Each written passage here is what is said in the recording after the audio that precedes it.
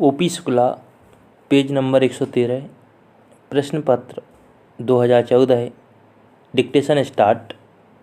अध्यक्ष महोदय, मैं आपका बहुत आभारी हूँ कि आपने मुझे इस अवसर पर सदन में बोलने का अवसर दिया है।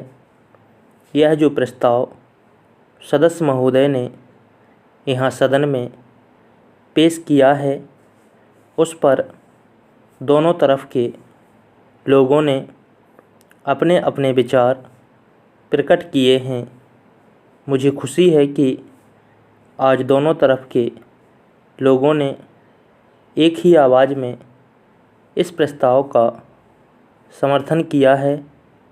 शायद यह पहला अवसर है जब इस प्रस्ताव पर सब सदस्यों ने अपनी सहमति प्रकट की है।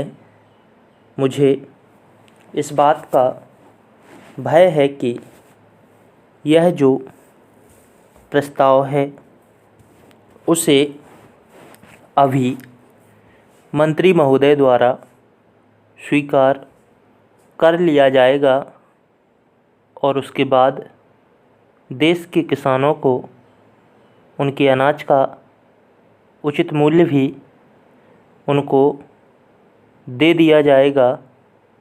कुछ दिनों के बाद हम में से कुछ सदस्य आपत्ति करेंगे कि अनाज के भाव बढ़ गए हैं और देश की आम जनता परेशान है, इसलिए कीमतों को कम किया जाना चाहिए।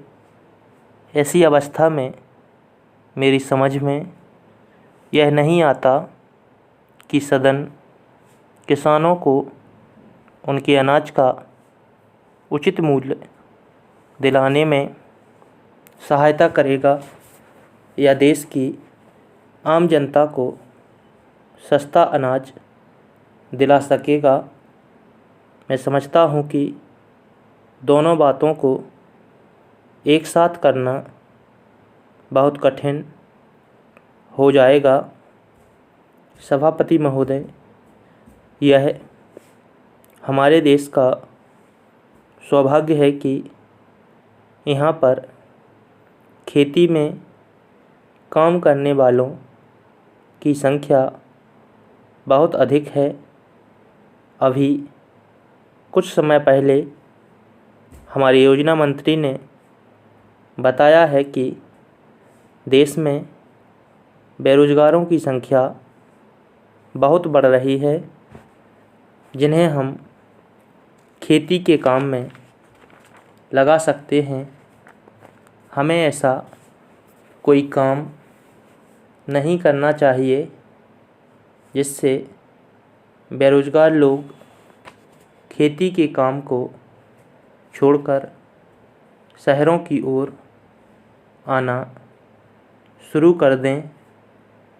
मंत्री महोदय के कहने का यह अर्थ नहीं है कि हमें खेती में काम करने वाले किसानों को अधिक से अधिक सुविधाएं देनी चाहिए, जिससे वे अपने परिवार का पालन अच्छी तरह से कर सकें और अपने बच्चों को पढ़ा सकें।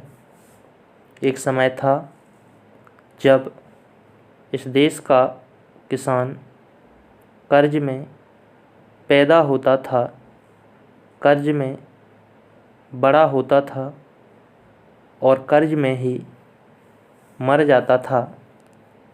आज वह स्थिति नहीं रही।